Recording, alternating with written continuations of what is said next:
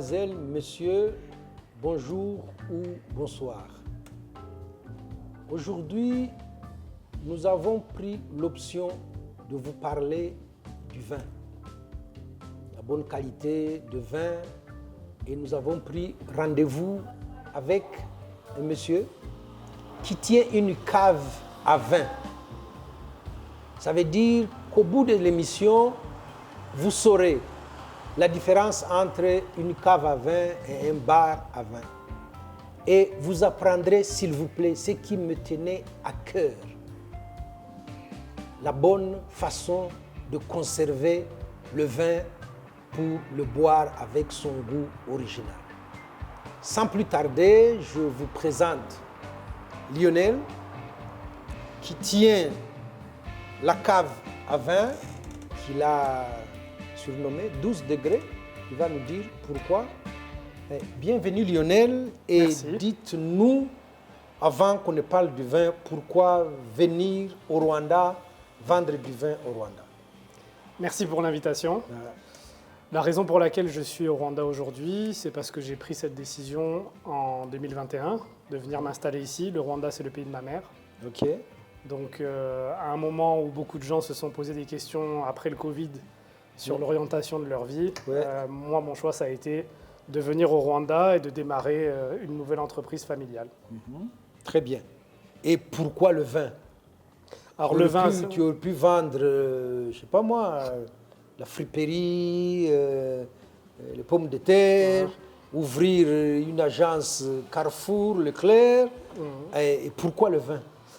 c'est assez simple. J'ai grandi en France, Oui. dans ça le se sud voit. de la France, à côté de Carcassonne, Ah, qui est le Languedoc, une grande région viticole, oui. la plus grande région viticole d'Europe. Oui. Et j'ai grandi au milieu des vignes. Ah. Les parents de mes plus anciens amis sont vignerons. Oui. Mon beau-père est viticulteur lui-même. Ma mère aujourd'hui aussi est viticultrice. Ah ben très bien. Donc le vin, ça a toujours été en moi, dans mon quotidien, dans la famille, avec les amis. Donc j'ai appris à le découvrir jeune par le fruit, Oui. en me promenant dans les vignes, en mangeant le raisin Le raisin. dans les ouais. vignes, en aidant pendant les vendanges, Oui. en allant visiter les caves, en aidant à regarder tout ce qui se faisait, comment on extrait le jus, comment on met en bouteille, etc. etc. Donc c'est un imaginaire qui m'a toujours accompagné. Ouais. Et puis cet imaginaire s'est transformé en vocation professionnelle avec l'âge, Oui. où on a envie, étant devenu amateur de vin moi-même une fois adulte, on a envie d'aller plus loin, de sortir de sa région. Donc je Oui. connaissais un peu les vins du Languedoc. Oui. Je suis parti découvrir les vins d'autres régions, la Bourgogne, Bordeaux, la vallée du Rhône, l'Alsace. Donc il y a une grande diversité, ne serait-ce qu'en France, Oui. de types de vins, de terroirs. Donc j'ai fait ce petit chemin-là personnellement avec des amis en tant qu'amateur. Oui. Et après, quand j'ai décidé de changer de carrière, je me suis dit, qu'est-ce qui aujourd'hui me passionne, me motive et pour lequel je peux avoir un débouché professionnel à Kigali. Tous ces éléments ensemble sont devenus assez évidents finalement. Ça débouche sur la vente de vin. Voilà, Mais la différence ici, c'est que c'est une cave à vin. oui. Dans beaucoup de bars, de restos où on va, c'est vraiment des bars à vin. C'est quoi la différence entre les deux? Alors, la différence entre les deux, si on s'arrête sur une définition simple, Oui. le caviste, donc c'est quelqu'un qui évidemment sélectionne ses vins, Ok. les achète directement chez le producteur, Oui. donc les goûte. C'est ça qui est très important chez nous, c'est que tout ce que vous achetez ici, on est allé voir le vigneron, on a goûté le vin, on l'a choisi. Ok. Donc on vous garantit la qualité, Ouais. ou en tout cas on vous garantit qu'on prend du plaisir à boire les vins qu'on vous vend. Très bien. Donc ça c'est le travail de caviste que je fais avec mon associé qui est en France. Ok. Une fois que ces vins sont sélectionnés, nous décidons de les mettre sur le marché. Quand je les vends au détail, par exemple, aujourd'hui, vous passez, vous me demandez une recommandation, vous partez avec 2 bouteilles de rouge à la maison, Oui. j'ai fait mon travail de caviste. Ok. Le bar à vin, c'est ce qui va venir après, c'est si vous souhaitez maintenant consommer les vins sur place. Oui. Alors à ce moment-là, l'expérience va être complétée par un accord culinaire. Ok. Voilà, donc vous allez choisir votre vin préféré, rouge, blanc ou rosé. Je vous installe et puis après, on peut vous recommander un plat ou tout un dîner même, Oui. où chaque vin va être accordé avec le plat qui Ouais. le met le plus en valeur. Très bien. Voilà. Donc la cave à vin pour la partie vente au détail, le bar à vin pour la partie expérience culinaire et expérience vinicole. Oui, mais la cave à vin, ce n'est pas les vins qu'on voit ici sur les étalages. Non, Elle a une façon où on pose les bouteilles. Elle a une température. oui, Je ne sais pas si ça a un lien avec le nom de la maison, parce que 12 degrés et l'endroit qu'on va aller visiter tout à l'heure, les bouteilles sont posées d'une certaine façon. oui, Il y a une température. Et alors, voilà, la cave, c'est différent des autres lieux où on va. oui. Donc, Ouais. la bouteille que je prendrai ici, elle est à une bonne température. Exactement. Et donc, sa consommation fera que j'aurai, comment dire, le goût original Ouais. de ce vin-là. Alors, c'est effectivement le nom de cave à vin, il a été un petit peu transformé pour des vocations commerciales, mais à l'origine, la cave, c'est un outil, c'est un lieu où on stocke le vin. Donc, dans toute l'infrastructure qui permet de faire du vin, en bout de chaîne, on met en bouteille et on stocke. Voilà. On stocke dans une cave, qui en général était en sous-sol, Oui, parce que le vin doit être protégé de la lumière et de la chaleur. très bien. Voilà. Donc aujourd'hui, on doit s'adapter aux bâtiments avec lesquels on travaille. Donc pour recréer cet environnement qui est sain pour le vin, Oui. on a décidé de climatiser une des pièces Hein? de notre établissement Oui.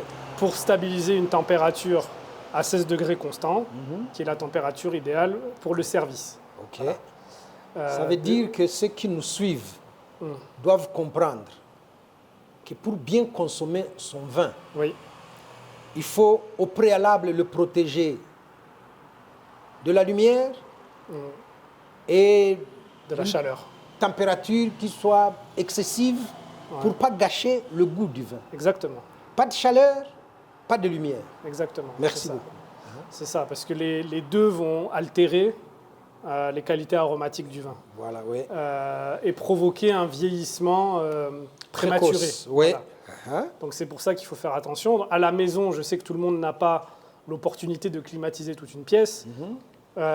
Pour les vins blancs et les vins rosés, le plus simple, c'est de les conserver au frigo. Oui. Les vins effervescents, pareil. Pour les vins rouges, je dirais que si vous pouvez, il faut investir dans une cave à vin électrique. Donc c'est un petit, comme un réfrigérateur, Oui. mais qui va avoir des températures adaptées au vin. Parce que le réfrigérateur normal va être trop froid Oui. pour les vins rouges. Si vous ne pouvez pas faire ça, ce que je comprends, il faut chercher peut-être dans la maison la pièce la plus fraîche et à l'abri de la lumière. Ça peut être un garage, ça peut être un stock, là où la température est relativement équilibrée tout au long de la journée, Oui. et vous gardez votre vin là-bas. En général, la cuisine, c'est le pire endroit où garder son vin, Non, non, parce qu'il y a vraiment. beaucoup de passages. On fait chauffer le four, on fait chaud, chauffer le feu, oui. il fait très chaud. Oui. Donc la cuisine, en général, c'est à éviter quand vous voulez garder votre vin. Oui. Donc il vaut mieux chercher une pièce fraîche, ou en tout cas qui n'a pas de pic de température très élevé au cours de la journée. J'en ai vu qui achètent du vin à consommer à la maison avec les invités et qui les posent par terre, dans une pièce justement, un peu isolée, par terre, et puis la bouteille elle est couchée et bien gardée, et quand on la touche, on sent. Qu'elle est fraîche. Oui. Oui, ça va. Par terre, c'est pas l'idéal. Il faudrait faire des petites étagères où on peut poser les bouteilles allongées, couchées. On couche les bouteilles pour une raison principale. Pour celles qui ont des bouchons, vous savez, en liège naturel, Oui. il faut que le liquide reste en contact avec le liège. Parce que sinon, le bouchon va sécher. Si le bouchon sèche, il se rétracte. Ouais. Et donc, l'oxygène va rentrer. Un autre ennemi du vin, c'est l'oxygène qui va provoquer de l'oxydation. Oui. Et donc, on veut éviter cette situation-là. C'est pour ça qu'on couche les bouteilles, Voilà. pour que le vin reste en contact avec le bouchon. Voilà. Et en restant humide, il Ouais. fait son travail de rendre la bouteille hermétique. Oui. Voilà. Qu'est-ce qui empêche d'avoir les bouchons quand on ouvre la bouteille? Ah, le bouchon qui se casse. Oui, oui, oui. Alors, déjà ça, parce que quand le bouchon est en contact avec le vin, il reste humide, donc Oui. il empêche d'être... Quand il sèche, c'est là qu'il devient cassant, Voilà. finalement.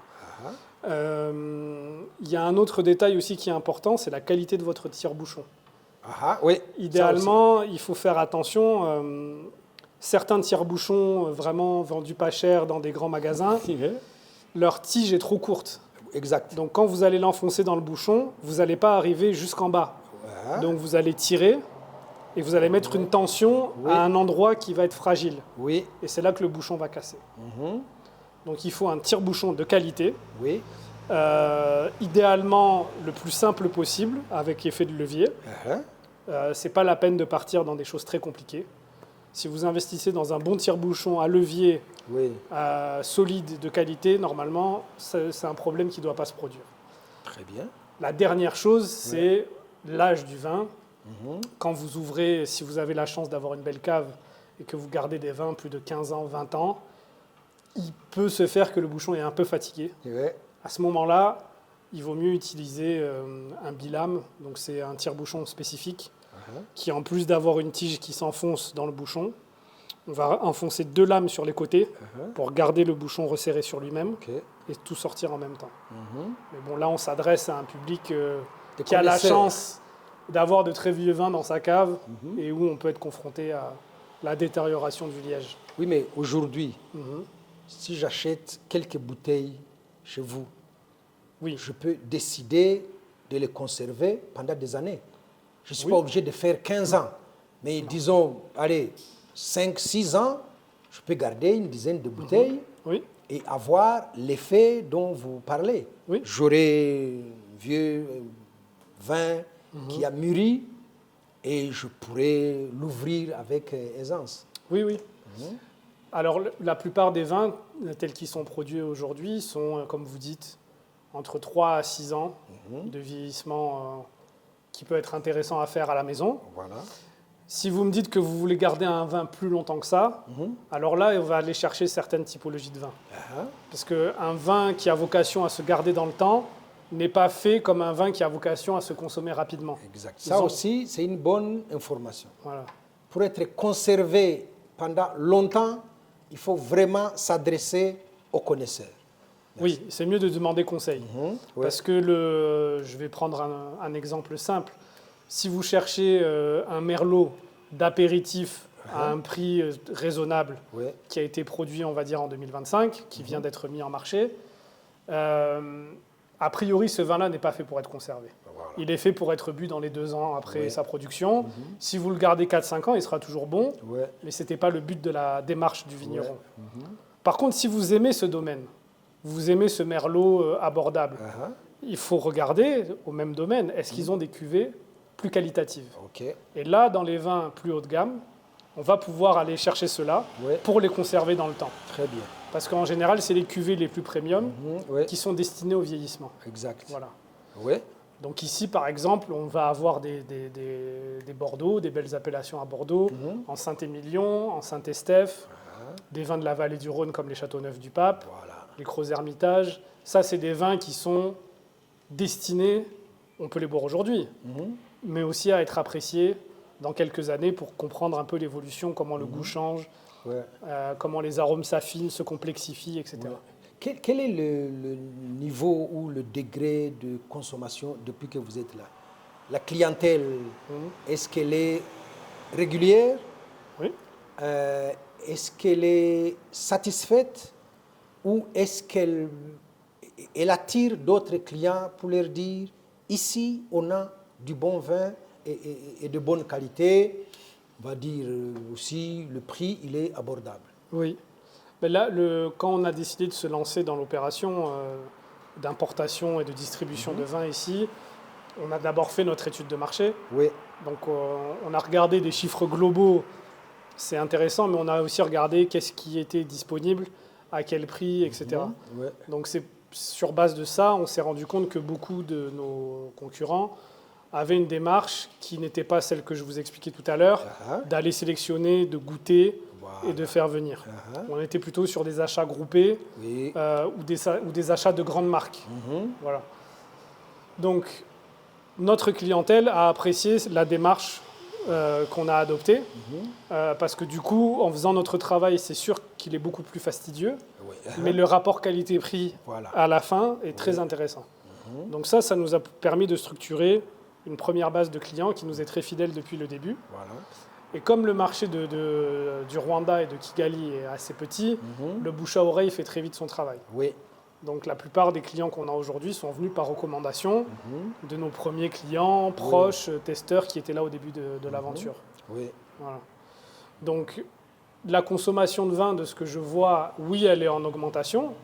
Maintenant, on est loin de pouvoir se comparer à nos voisins kenyans, par exemple, ou ougandais, qui ont des marchés beaucoup plus dynamiques, beaucoup plus gros. Ils ont commencé longtemps avant nous aussi. Ils ont commencé avant nous. Ils ont des avantages fiscaux qu'on n'a pas, etc. Mais le Rwanda, depuis 2016, est sur une tendance d'augmentation de la consommation. Donc le marché est en croissance. Il y a des tendances mondiales que nous suivons. Le succès des vins effervescents, par exemple. Donc je vends énormément de vins effervescents, que ce soit de la méthode traditionnelle du crément, que ce soit du prosecco italien. Donc la demande est très forte là-dessus, comme partout dans le monde. Il y a aussi une demande qui est de plus en plus grande sur les vins légers. J'ai un vigneron avec qui on travaille depuis longtemps, Pierre Caran, qui fait une cuvée Petit Balthazar à 11 degrés d'alcool, en blanc, en rouge et en rosé. Depuis que j'ai mis ça sur le marché, ça fait partie de nos meilleures ventes. Voilà, donc il y a quand même cette demande de ne plus être uniquement sur des vins très puissants, très lourds, mais d'avoir une consommation plus légère, plus facile, on va dire. Et ça se voit beaucoup sur la tranche la plus jeune de nos clients, entre 25 et 35 ans.